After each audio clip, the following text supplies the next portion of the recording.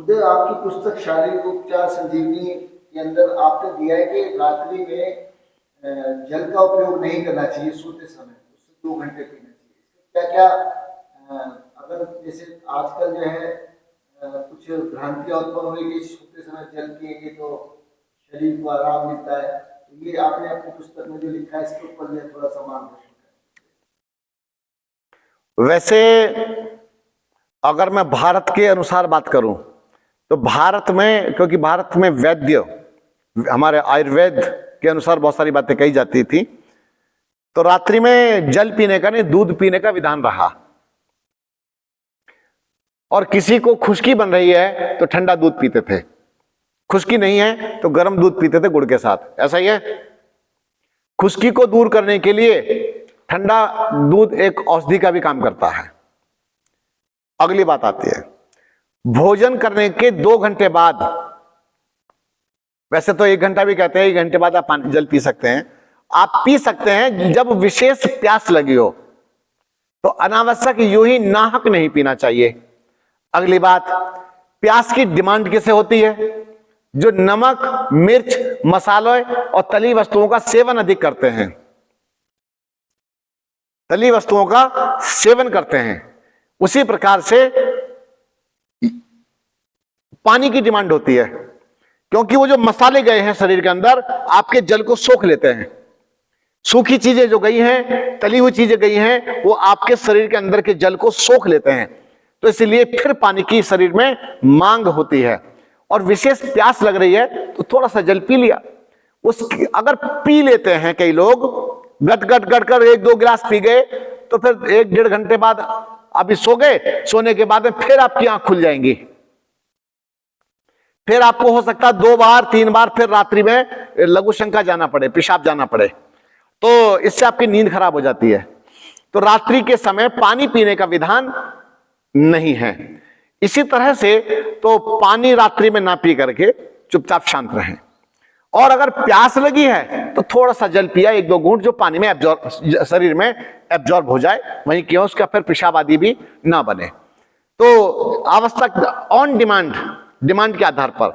अब आपने कभी देख लेना कि मैं प्रायः पानी कम पीता हूं, पानी कम पीता हूं। और क्यों? मैं जो सब्जियां, फल आदि जो भी चीज सेवन करता हूं वो इतनी प्रचुर मात्रा में होती हैं, जैसे नारियल पानी पी गया, या सलाद खूब मात्रा में खाया, फल अच्छी मात्रा में खाए, सब्जियां फीकी सी खाई, फीकी फीकी सब्जियां खाई, सब्जियों में नमक आदि मिर्च मसाले मेरे इसमें नहीं होते, तो पानी की डिमांड, जो मांग है शरीर की, उधर से पूर्ति होती रहती है। रसों से, जो सब्जियों के रस हैं, फलों के रस हैं, ये रसीली सब्जी बनाई है मैंने, तो वहां से पानी की मांग पूरी होती रहती है। और अगर उसमें नमक नहीं है तो अलग से पानी की मांग भी नहीं होती। अगर खीरे का रस पी रहे हैं, लौकी का रस पी रहे हैं, नारियल पानी पी रहे हैं, गाजर का रस पी रहे हैं, तो वो तो रस थोड़ी, वो तो रसायन पी रहे हैं आप। कितना बढ़िया काम हो गया, उसमें जल भी है और वो रस भी है, तो कितना अच्छा है। तो रात्रि के समय पानी की आवश्यकता है। पानी की डिमांड उनके शरीर में अधिक होती है जो शरीर में रसीली वस्तुएं कम भेजते हैं।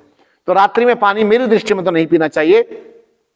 अब एक बात अभी आप प्रश्न करने वाले होंगे कि प्रातःकाल में पीवें या ना पीवें। प्रातःकाल में भी आपको प्यास लगी है तो पीजिए। अगर प्यास नहीं लगी है तो आप प्रातःकाल में भी जल मेरी दृष्टि में तो मत पीजिए। जैसे खुश्की आ रही है जीभ पर, यहां होठों पर खुश्की आ रही है, गले में खुश्की आ रही है, तो उस समय आप ताजा जल, ताजा या मटके का जल आप पी जाइए। आपको इससे बड़ा भारी लाभ मिलेगा, बहुत लाभ मिलने वाला है। तो आपके अंदर की तमाम खुश्की दूर हो जाएगी। तो आप, अगली बात, रोग के अनुसार जल पीवें। अगर आपको डायबिटीज है तो ये मैंने बता रखा है किस रोग में कैसा पिए जल। आप इसका निरोग भारत में ऑडियो सुने तो उसमें दे रखा है। तो निरोग भारत चैनल, जो यूट्यूब चैनल है, आप उसमें देखेंगे, आपको मिल जाएगा। हाँ जी, हो। धन्यवाद गुरुजी। गुरुदेव, इस समय जो है बड़े शहरों में, खासकर मेट्रो सिटी में जितने भी, जैसे दिल्ली, बॉम्बे वगैरह है, और दिल्ली दिल्ली में तो इस समय वायु प्रदूषण बहुत हुआ पड़ा है, बहुत हो गया है। और हमारा गुरुदेव जल और हवा दोनों ही हमने जो है अपने कारण से जो है प्रदूषित कर दिए हैं। तो जल के ऊपर जो है आपने जो है इतना अच्छा मार्गदर्शन किया, उसके लिए आपको बहुत बहुत साधुवाद, धन्यवाद। मैं एक बात कहना चाहता हूं कि यदि आप अपनी सुरक्षा करना चाहते हैं तो मैं आपको छोटा सा सुझाव ये दे रहा हूं। एक तो शुद्ध देसी गाय का घी अपने घर लाइए, जहां भी आप रहते हैं अपने पास रखिए, और उसी के साथ साथ आप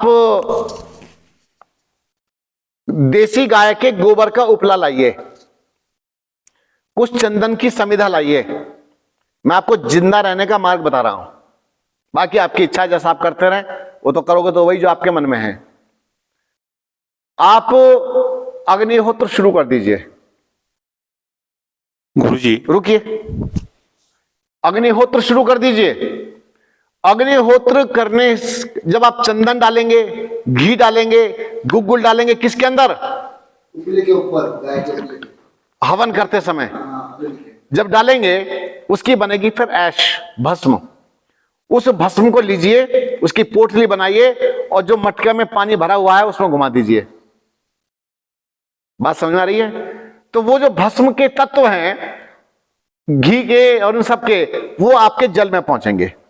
ये जल औषधि नहीं बनेगा, ये महा औषधि बन जाएगा। ये जल वो बन जाएगा जीवन देने वाला। अभी जो जल आपके पास में, ये इसमें जीवन नहीं बचा, बाकी आरओ ने सत्यानाश कर दिया।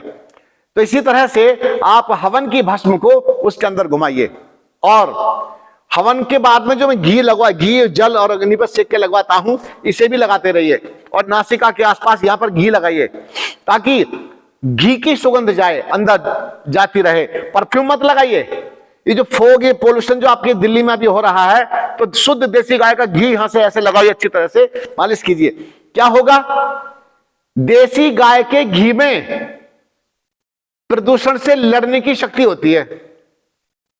बात समझ रहे? और मैं ये कहता हूं, सरसों का तेल, कौन सा जो झल आती है जिसमें, ऐसा तेल लगाइए, या शुद्ध घी की आप मालिश कीजिए, थोड़ा सा लगाइए अपने चेहरे पर, अपने बालों में ऐसे लगा करके बाहर निकलिए।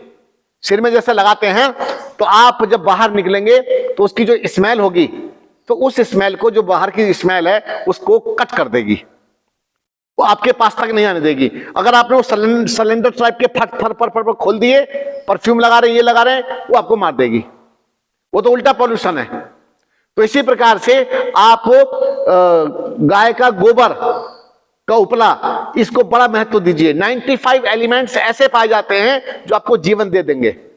इसी प्रकार से शुद्ध देसी गाय का घी, लोबान, गुग्गुल आदि सब उसमें डाल करके बढ़िया ढंग से, चंदन की समिधाएं, लकड़ियां ला करके भैया अपना थोड़ा सा अपने जीवन के लिए कुछ करते रहो, बचाव हो जाएगा, वरना यहां बचाव नहीं है। धन्यवाद गुरुदेव।